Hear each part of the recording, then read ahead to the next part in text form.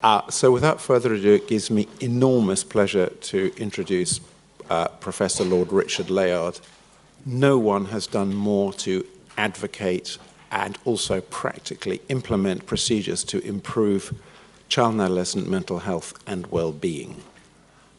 He has spanned a wide range of interests, known to many for helping found, with the help of David Clark, adults increasing access to psychological therapies, then going on to make sure that child IAPT happened as well. So that's very practical. He's also practically interested not just in getting rid of unhappiness, but actually promoting happiness. He's written a number of books on happiness, and a more recent one on Thrive, about developing resilience amongst children. He is tireless in going to press government that they should jolly well honour their pledges. The recent one for 250 million he may or may not be going to talk about. And he is co-founder and chair of something called Action for Happiness. Richard, I hope you'll tell us a little bit about Action for Happiness. Okay. Nice, snappy title. It sounds more positive than Action for Smoking on Health. Richard, I know you're passionate about getting wider implementation of good services in schools and for schools to be happier places. Please. Okay.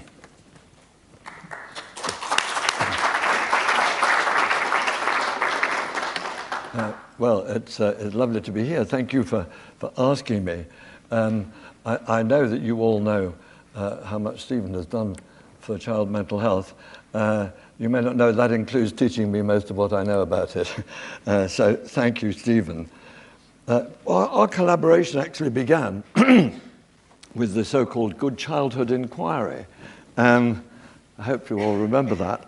And I thought I would reread it for this lecture. And I thought it was quite good, actually. The schooling chapter begins with the result of a survey which was done. Cards like those were handed out to a group of children, and they were asked questions like, what's the worst thing in your life? So this one says, school is like a prison. School is like a prison sentence, too long. School is not cool. So we have to find a way of giving a better deal to our children. But before I go on to that, I want to start with the question of what kind of a society do we want, because that is obviously the first question from which we find out what the purpose of education is. And I'm very clear about that, that the best society, the best situation that we should all be aiming for is where there's the most happiness in the world and the least misery. This, I think, is a central idea of the modern age. It was developed, as you know, in Scotland and Britain, then America and elsewhere in the 18th century. It's an incredibly powerful and simple idea. It's what I would love to have everybody accept and implement. But it's not so easy. And that's one reason why we founded this thing called Action for Happiness that Stephen mentioned. So that's an association.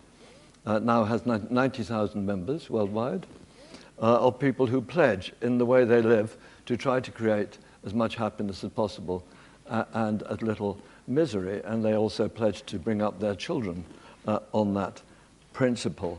I think it's a very, very powerful principle, a way of thinking about almost everything. But we had a rather disappointing experience at the very beginning. We interviewed people for the director, and one of the candidates had searched the web. Was there any other organization that had the word happiness in its title? And the answer that came back on his screen was, your search for happiness has produced no results. So we're up against it. There's a big job to do, and the schools are very important in doing that. So how would we think about the purpose of education? And I think it's very simple.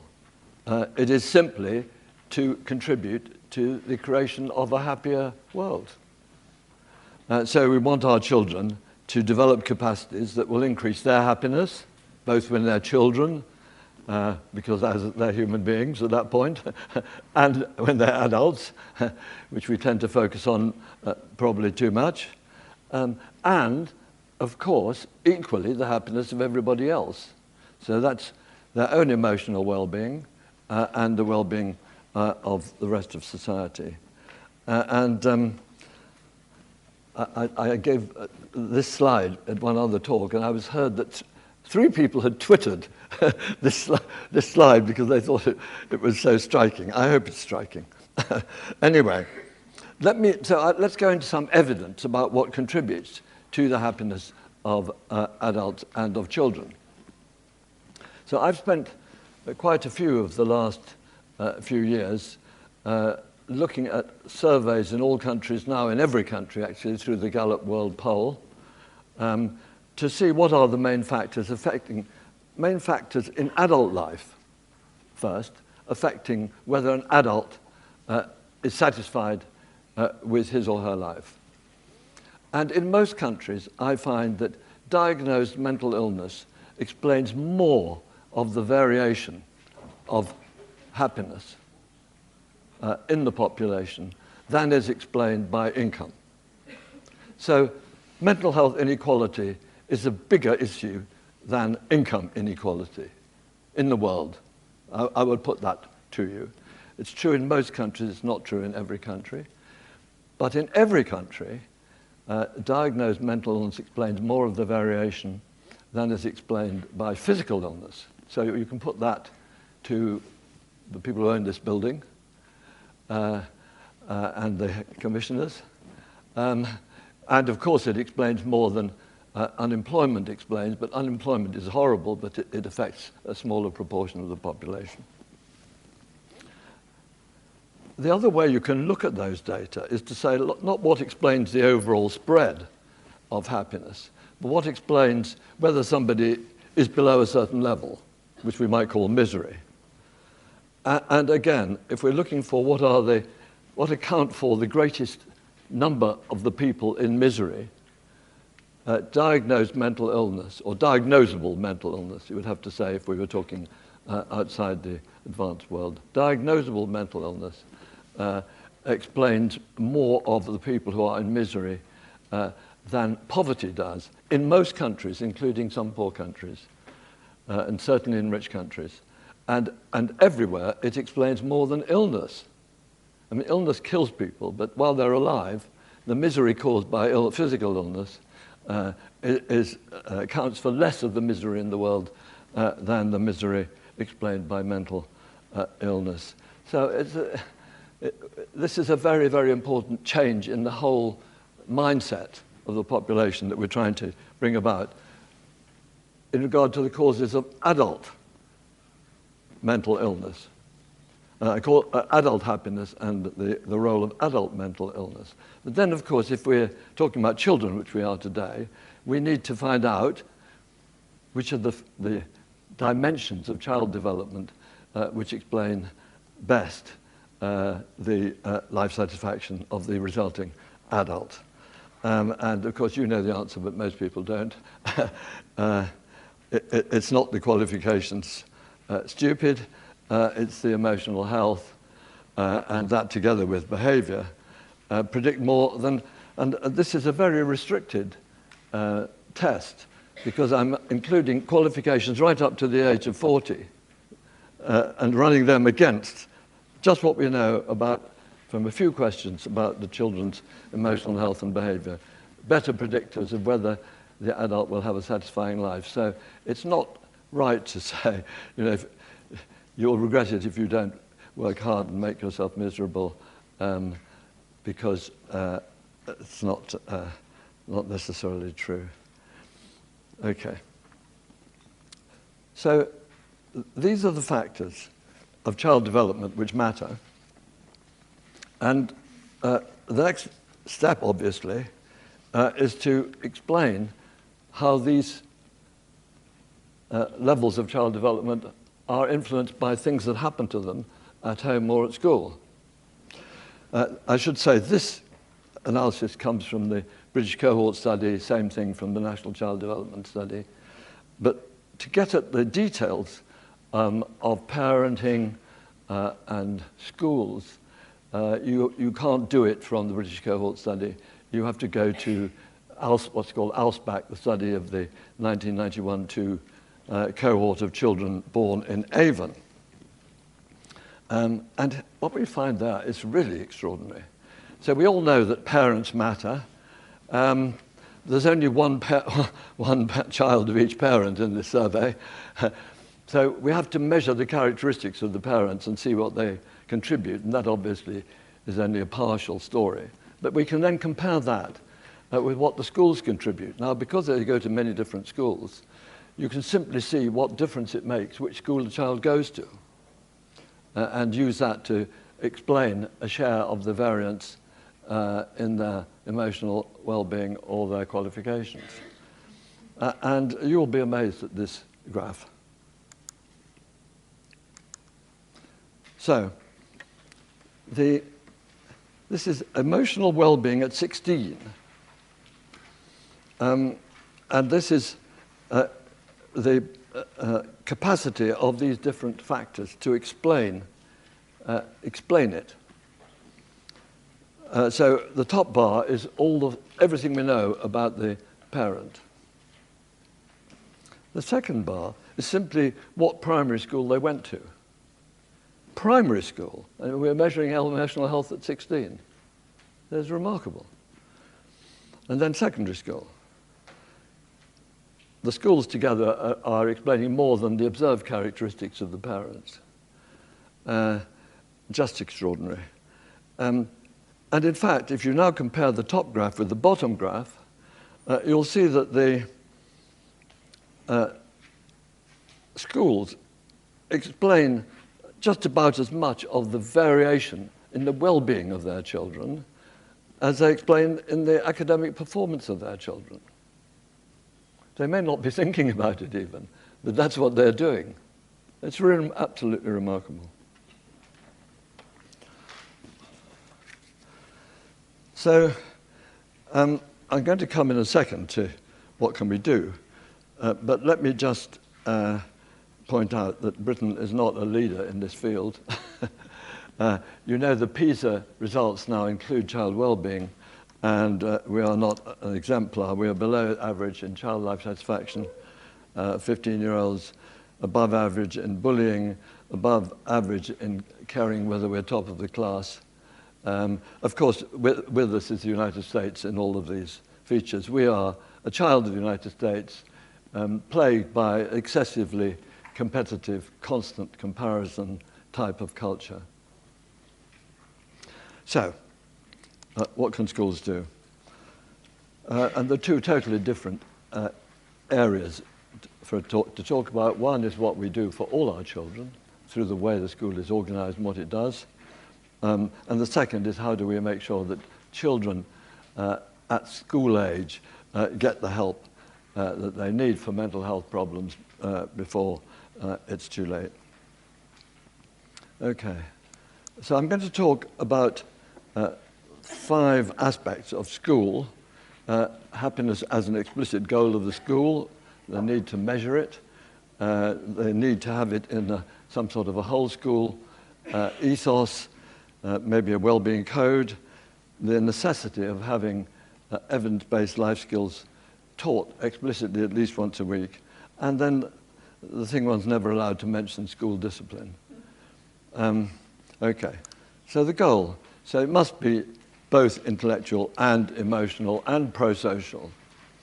And I discovered yesterday that Peter Hindley has looked at Ofsted reports, although they're meant to look at well-being somewhat. It's in their remit in a very pallid sort of way.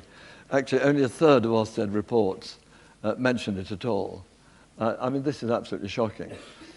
Stephen and I were at a dinner where we learnt, to our surprise, or to my surprise, that the inspectorate of the independent schools have a completely different weighting of pupil well-being, or what they call character, which is meant to be given a 50-50 weight with the academic performance of the children. So we've got an example that could be followed. Let's just push for that to be done.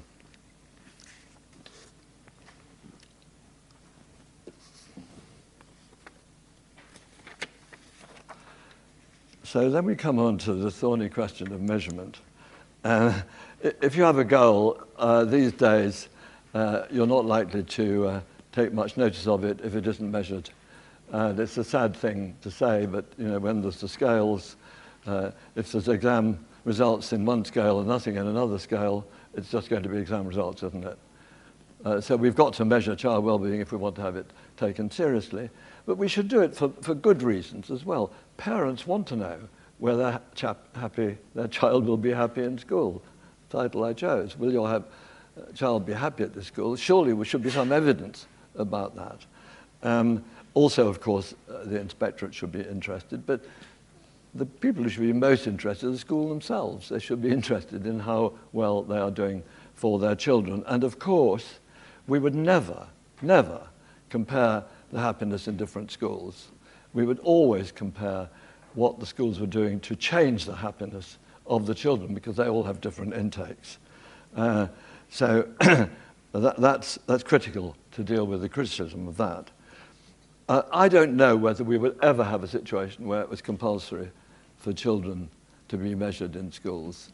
But I think if we could encourage it as a movement, it would take off, because the pressure from parents would be so intense. So if half the schools in an area were measuring pupil well-being, it wouldn't be easy for the other half to refuse. Obviously, this has got to be piloted. It's a very delicate area. And obviously, we've got to get the questions right. Now, Stephen and I and some others had dinner with Justine Greening, who was and is Secretary of State for Education, around this issue of measurement. And she was very interested in it, asked us to send in some specific proposals. We had, before meeting her, taken the trouble to work out some proposals under Stephen's leadership, so blame him. But I thought, since these are matters which you know a lot about, I would show you where we've got to on this. We've got to teachers applying the SDQ, and to pupils over 9 using these various instruments. So the idea is that it shouldn't take more than 20 minutes, which means you can't have more than about 50 questions. And these are the ones which we are currently going to be sending in next week or so. So if anybody wants to tell us later in the session or after the session what we should do better, please tell us. Let me move on to the code.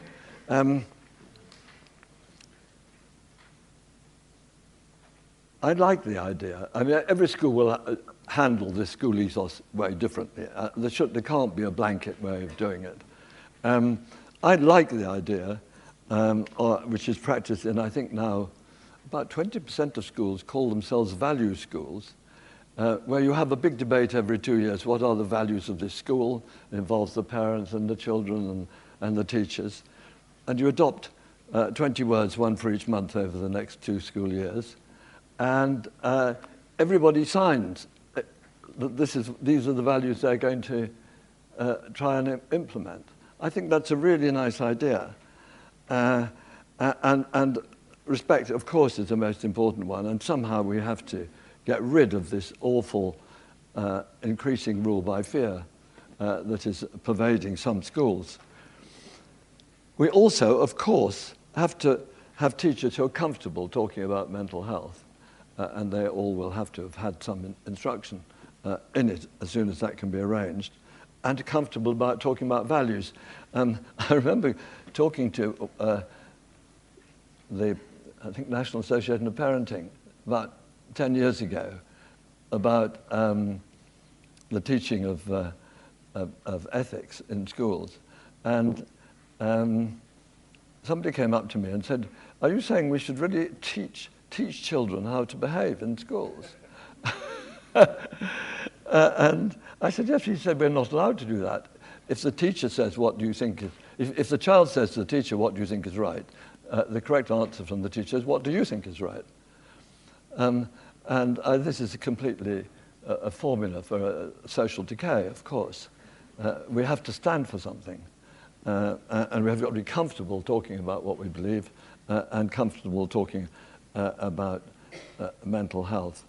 We obviously have to be very, very clear about bullying and procedures for bullying. We have to have seen a teacher for mental health. And we have to be serious about the teaching of life skills. And of course, it's no longer true that every school has a PSHE session, but it's not very costly because it's already there in most schools. It's just a matter of using it properly in an evidence-based way. So we, after a lot of effort, have devised a trial I'll tell you about. But it's partly based on some of the experience we've already had. So probably many of you know about the secondary seal experiment evaluated by Neil Humphrey. Had no effect on anything. Goodwill is not enough. There are not enough fabulous teachers. We have to have something which can be manualized and where we can train the teachers to use the materials. And that, of course, is exactly what happens in this building and in the Royal College of Surgeons. There's nothing demeaning about that. So a manualized system with trained teachers is the Penn Resilient Program. And with help from Martin Seligman, I was responsible for this being trialed in 22 schools in South Tyneside, Manchester and Hertfordshire. And it's an 18-hour program. And I was disappointed, I must say. The effect size after the course on the depression score was 0.1. I discovered later that in the meta-analysis of about 15 of these applications of the Penn Resilience Program, the answers range between 0.1 and 0.2 immediately after.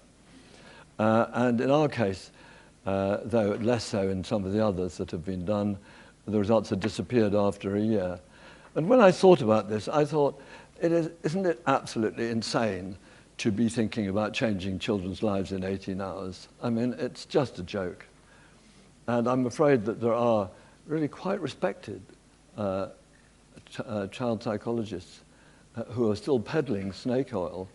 But it is inconceivable that we could run our educational well-being drive on the basis of changing children's lives by some small intervention. It's got to be right through the school life. It's got to be built into it. We're talking about the development of habit. Habits are obtained through endless repetition in various ways of the same thoughts until they become absolutely ingrained in our psyches. And that is what we decided we must try and do. So we designed a trial for secondary schools. I was a secondary school teacher at the beginning of my life, so I was comfortable about that. And this is called Healthy Minds in Secondary Schools. So this is weekly for 4 years, manualized, the teachers get trained, and the curriculum consists of the standard PSHE topics like SEAL, SRE, healthy living, but we also added in, as you can see, parenting, life goals, mental disorders, media awareness, and the practice of mindfulness. So the children are taught mindfulness in 6 sessions, and then they practice it at the beginning of each of the remaining sessions. So this is being trialed in 26 schools, properly randomized. We're now in the 3rd year, so there'll be a report by Christmas 2018. I'm not aware, unless anyone else here knows of it, of anything remotely as ambitious as this in the secondary side. So we're hoping if it justifies itself, that it will take off like wildfire. Here, just in case you're interested, is the elements. We picked for each module a program that had justified itself in a proper controlled trial. So my feeling is that the same sort of thing should surely be done in primary schools. And we've started having talks with people about that. I feel much less comfortable about that, knowing less about primary schools. And I'm sure we're not fully aware of all the things that have been done. But if people are aware of good, evidence-based, trial-justified interventions in primary schools, please let me know. Because I would like to see if we couldn't put together a 6-year program in primary schools and get that evaluated likewise. The one that we're doing in these secondary schools is organised by this wonderful organisation. It's based in Hertfordshire, How to Thrive. And if anybody's interested in getting more details on what we're doing, that's where that is. And finally, I'm emboldened to mention school discipline, partly because I asked Stephen, is there any way we can improve school discipline? And he said, of course. The system of parent training works just as well if you teach it to children, to teachers. Teachers' handling of class should be based on very similar principles to parents' handling of their own children. And there is a Webster-Stratton system, quite short, that has been successfully trialled more than once. And I would think that that ought to be available to every teacher in the country who's struggling. And I think we're going to hear about that, aren't we, from Tamsin, something of that sort. Yeah, great. So what's the long-term vision? The long-term vision is that we would have to have secondary PSHE being a specialist subject, people being taught to do it.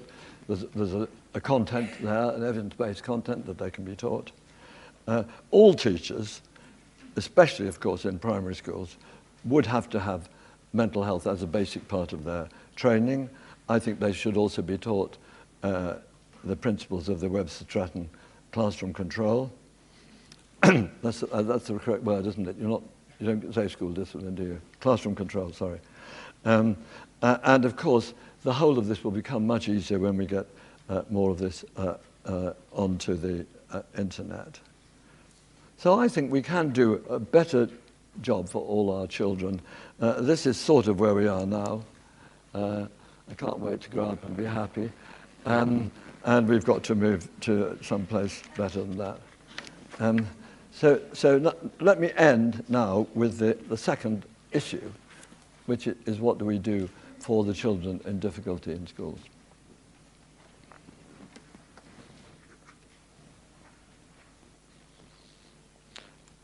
Well, here's a challenge. There's a survey of child mental health problems, which implies that we've got over 1 million children with diagnosable mental health problems, and we're treating about 200,000 of them in CAMS, and the threshold is very high, so that your child has got to be really sick to get them treated in CAMS. As Stephen said, the quality of CAMS is being enormously improved by CYP IAPT, but they've been starved of money. They've been given, actually, enough money to treat another 70,000, which would cut the waiting list, but not change the threshold very much. And the issue is, what do we do for all the others? What do we do for the mild to moderate cases, which may, some of them, be going to go on to become severe if we don't intervene early, and for which there is simply no NHS provision. It is absolutely extraordinary. It's the same situation we had with adults in 2007. The nice guidelines say what should be provided, and it ain't. It's just as simple as that. There are, of course, as there were in 2008, some provision, like there were for GP counsellors. We've got some school counsellors, though I found yesterday that 70% of primary schools have no access to any counsellor at all. We've got Place to Be, which is treating 30,000 people well, but the provision at the moment is very sporadic, and the quality varies, of course, from counsellor to counsellor. So it's a very similar situation to what we had for adults in 2007. And a lot of us have been thinking, including Stephen and other leaders of this profession that you all belong to, about how to handle this. And we have come to the conclusion that it's not going to be handled successfully by simply giving more money to the existing CAM structure beyond the money it needs to handle the severe cases. It's just too big a job to be done within that existing structure. We need a parallel structure which should be part of CAMS. We're not suggesting a new setup quite separate like IAPT was. It should be part of CAMS. There should be a seamless transition from the less severe to the more severe if it's necessary within the service. But it needs to have its own distinct identity and be school-based more than anything else. So here's the next big step. A new school-based wing of every CAM service. And I hope that you're going to agree with this. I can't hope that everybody will agree with this, but I hope most of you will, because I think it is the only way forward, and we owe it to our children to do something radical, as was done for adults when IAPT was set up. So this would be a service where there was direct access at the school level for children and their parents. The schools would, of course, have to provide space for it to happen. And, of course, for teachers to identify children who need to be referred, we've got to move on to all children getting some basic mental health training. And also, of course, if we had a measurement tool, that would help to identify particularly the anxious children who aren't always picked up by their behavior. So let's call them school-based departments of CAMS. They would absolutely need, as happens in IAPT, their own lead. The lead is crucial, as you probably know in IAPT, the local lead. They must have a good lead, one per CCG. They must have their own system of routine outcome monitoring, their own way of working, and they must have their own money. And you've got to have the commissioners saying how much money goes to this rather than to the other part of CAMS. They've got to be two separate budgets. And the thing has got to be led, of course, from the centre. So we need a national training initiative. There is already something of a national training initiative underway, as you probably know, led by Peter Fonagy. But we need to have that very explicitly related to the school-based service. And we've got to have the usual system of harassment, because you've got to harass the local commissioners to finance this service. And I think that the right aim would be to treat something like 200,000 a year by 2020, which would cost about 250 million by that year. This is not out of line with what was done in the first 5 years of adult IAPT. There's absolutely no reason why it shouldn't be done for children, and it's the least that they deserve. That basically is all I want to say. I'll just do a bit of advertising again.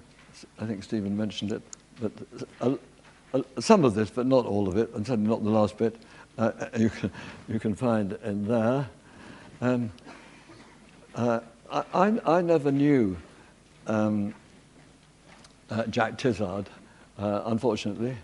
And I don't know, somebody can probably tell me how much of this he would have agreed with. I read the Wikipedia and it said he wasn't that enthusiastic about measurement, but I hope he would have agreed about most of the other things. I do believe, going back to where I started, I do believe that our search for happiness can produce results, that we can do a better job for our young people, and we absolutely must do that. I think history is on our side. Every year the population becomes more psychologically aware. This is a huge, big cultural change going on. It's largely accompanied with the increased role of women in our national life, and it's unstoppable like that. Like that is. I think we will see the day when all these things happen. But we have one enemy, which is Puritanism. And I do find whenever I talk to most audiences about happiness, there's always people thinking, surely that makes things too easy. Surely life should be difficult. The challenge is the essence. Spice of life is challenge. Struggle is better than satisfaction. It is deep in our nature, and it is the enemy.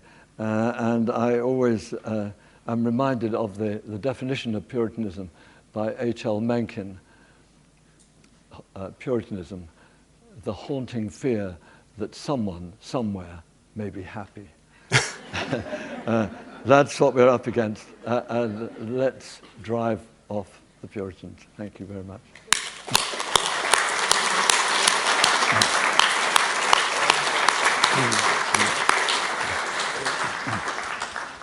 Thank you, Richard, for a fantastic talk and indeed for staying precisely to time.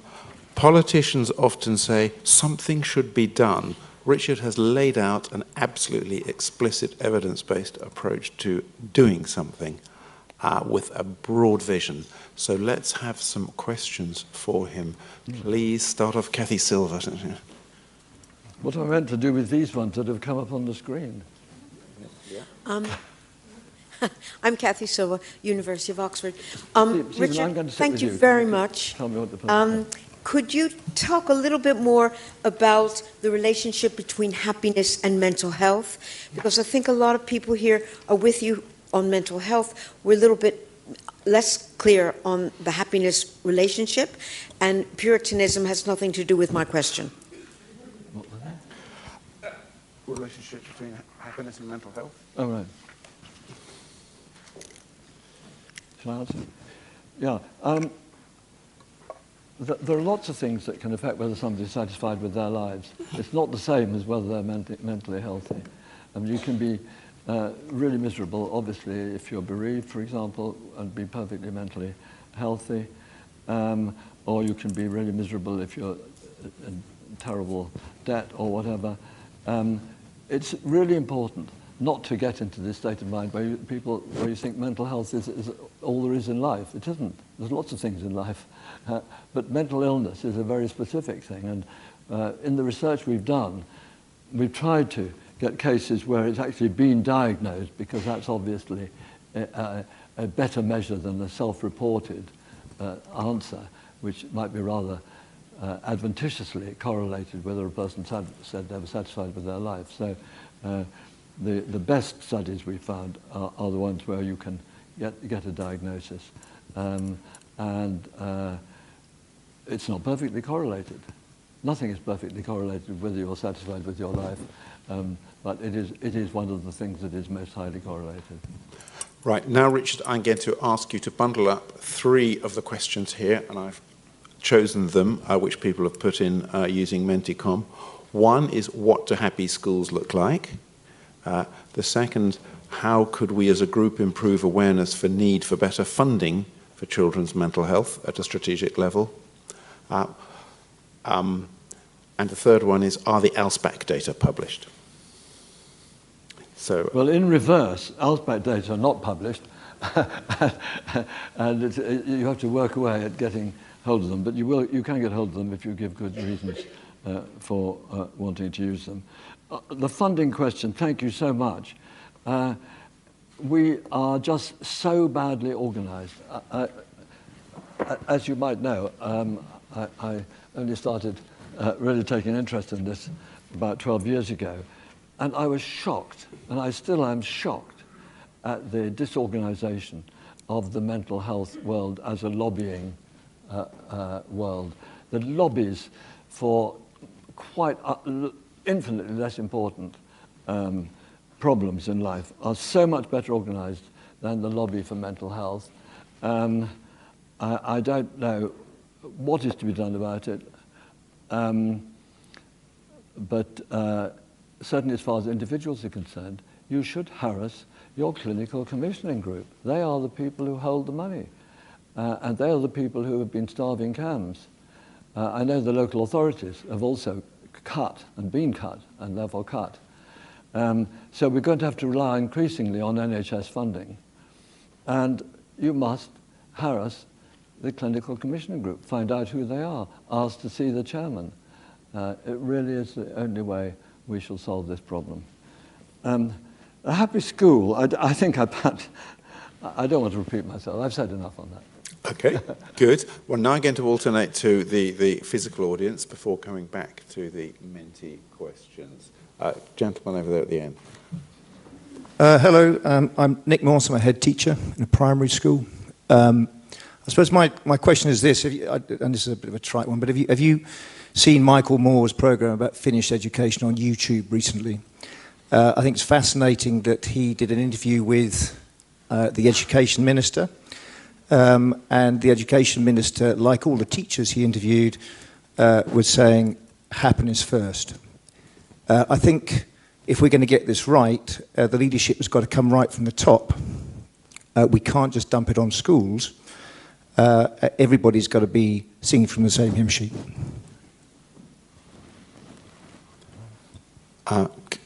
Could you repeat the question? Yeah. When Michael Moore interviewed the education minister in Finland, Finland having the highest attainment in the world, but also the happiest children, the education minister was asked, what do you want, what do you do for your children? And their line was the same as all the teachers, we just want them to be happy. Great. So my suggestion is go back to Justine Greening and make sure she's saying the same kind of thing, because it's the system itself which is a real concern here, not necessarily the schools on their own. The concern is what the It's the system rather than the schools. Yes, no, of course the problem is the system. I mean, the system has become the slave of this league table of exams. That is driving the whole system. And that is a shocking situation. And I think it's going to be very difficult to pull back from that, and therefore we have to put something else into the scales, and that's the measurement of well-being. But Finland is, of course, a really interesting example in other ways. That I think the schools don't start till 7. I think our sort of panic over early cognitive development is extraordinarily dysfunctional. It makes many children feel they've failed at the outset. And I've signed this letter that Stephen signed it. He's a more serious professional in this field than I am. But there's a letter that's happened twice, I think, about this excessive early pressure to develop on the cognitive front in Britain, based on the idea that essentially social mobility is the only thing that matters in life, rather than whether the children are enjoying their lives. Thank you. Right, I'm going to bundle up a couple of questions on a similar theme, which is, isn't any intervention in schools rather sticking plaster while children are continuing to be abused, either physically, sexually, or emotionally? Well, I'm not an expert on that, Stephen, to be honest. All problems have many dimensions, so let's deal with the ones that let me try and advocate things that can be done in the dimensions that I understand. But of course, we have got to do more on child abuse, and that's only halfway through the process so far. Okay, let's have another physical question. Lady here. Hi, I'm Carol Briley. I'm a governor at a primary school in Torbay. We did have your model of having primary mental health workers within the schools for the last 3 years. Contracts just come to an end. Because the schools have to bite into that and all of their funding has been cut, they have now had to terminate the contract, and those CAMHS workers are now having to be deployed elsewhere. So I think my question is, do you feel it's right that the schools should be made to buy into that, or should it be a purely CCG funded project? Well, I have a fairly radical view on that. I'm not saying that I don't think anything which is going on should stop happening. And I know that a lot of it is valuable. But I think that the focus should be on getting money out of the NHS, spent by the NHS in schools. I think that that is going to work. I think that joint funding, in my experience, is a formula for failure. CAMHS has suffered from joint funding far too long. I'd like to see CAMHS eventually totally NHS funded. And I think that this school-based therapy and support should also be NHS funded. Okay, I'm going to take a couple which ask the question of measurement. Since happiness means different things to different people, can you have a unitary measurement of happiness? You must have thought about this. Well, this sentence, is happiness a lollipop? Your happiness may be and mine isn't. This is a linguistic problem. When people say happiness is something different, what they generally mean is happiness is caused by different things for different people. Some people like one thing, some people like another. And that is the great delight and joy of human nature, that it is so varied. But happiness itself is itself. Happiness is being happy. And I believe that most people know if they're happy and that they know if they're not happy. The thing actually which got me into this whole subject was the confirmation of the physical correlates of happiness, that it was correlated with brain activity in different regions.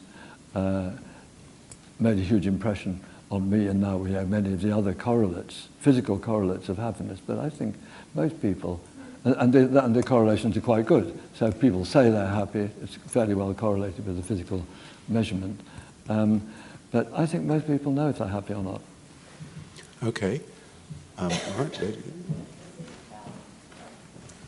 Hello, Susan Bell, Royal Free Hospital. I used to work with the adolescent transition services from Great Ormond Street through to the Royal Free.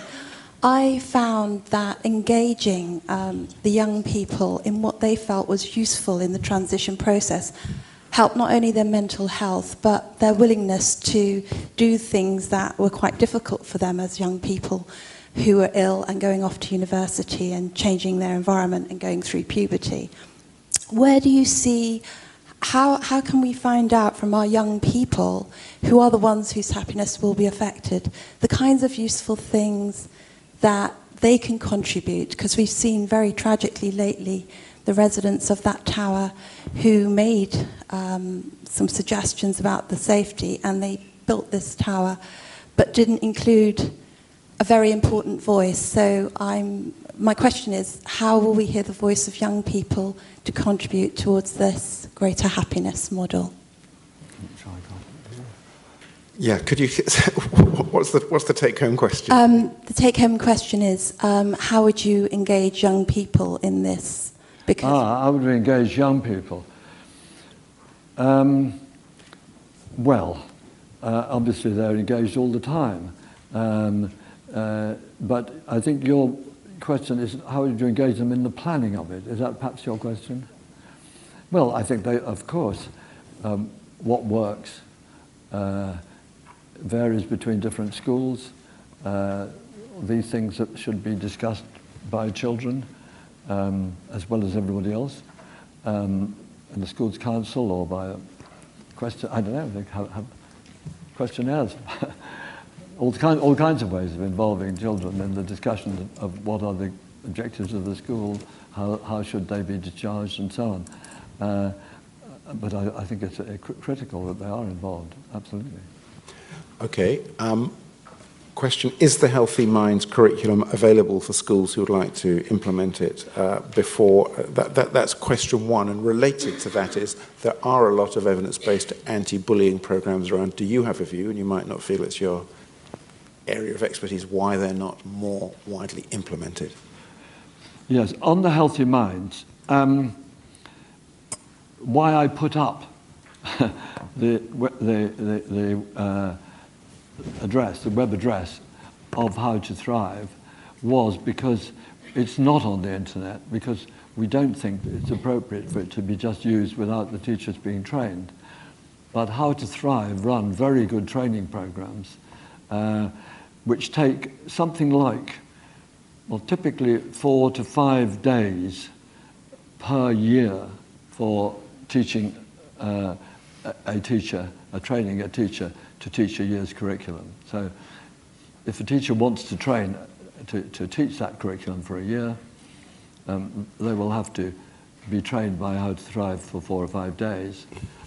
But they would welcome people getting onto them and would love to help anybody who wants to try implementing it. Okay. Okay. Lady in pink. Orange. Hello, Margaret de Jong, child psychiatrist. My question is about measurement. If happiness is essentially a subjective thing, which I think it is, wouldn't it be better to use a subjective measure? So, for example, a very simple scale about, do I feel happiness? I'm worried about the SDQ and how it will perform in this situation. I just wondered if you could comment on that. Yeah, yes, but the Hubner and WebWEMs are much more subjective, and that's why they're there. Okay, do you want to... Hello, my name is Ömür Miles, a child psychiatrist. I was just wondering, from a technical viewpoint, for a school-based CAMS in a maybe average size inner city secondary school or a suburban school, are there any ideas about what the workforce levels should be? And are these all an indicator that our leaders are giving up on parents and carers? So if I heard you right, the question is firstly, how many mental health workers would you have in schools? And then a second, more philosophical question, if we're saying this is something for schools, does it mean we're giving up on the parental role to look after children's well-being? Well, obviously we're not giving up on the parental role, and in fact, of course, quite a bit of the work of these therapists will be with parents rather than directly with the children. Parent training, which Stephen is famous for, is a very effective way of helping parents of badly behaved children. But, sorry, what was the first question? How many people do you think we need? Oh, how many? Yes. No, that's the calculation. That we would need something like 4,500 people to treat the 200,000 extra children needing to be helped.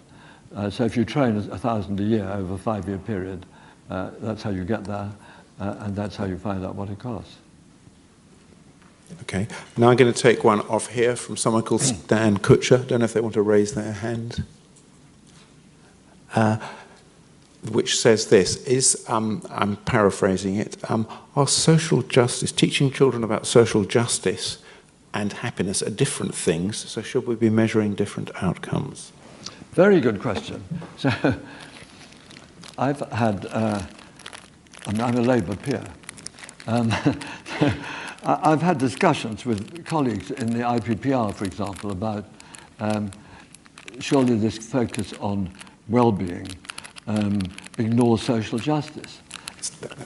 Sorry. Discipline.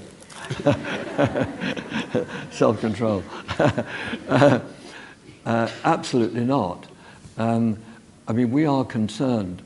Well, what do we mean by social justice? By social justice, I mean that nobody is left in misery. That is what social justice is. And the correct measure of equality has got to be, and will be in 25 years' time, not the inequality of income, but the inequality of happiness. And these are the fundamental concepts that we're trying to get into our philosophy, political philosophy for the 21st century. So that absolutely no contradiction between social justice and happiness. Happiness is the variable around which we have to think about social justice, meaning that we want to eliminate the possibility of people coming into a state of misery at the bottom end of the distribution of happiness. Wow. Well, that is a very clear thing. It is time, unfortunately. I could go on talking till lunchtime or beyond to Richard Layard. What a clear and good vision, Richard. Thank you so much. It's been fantastic. Thank you.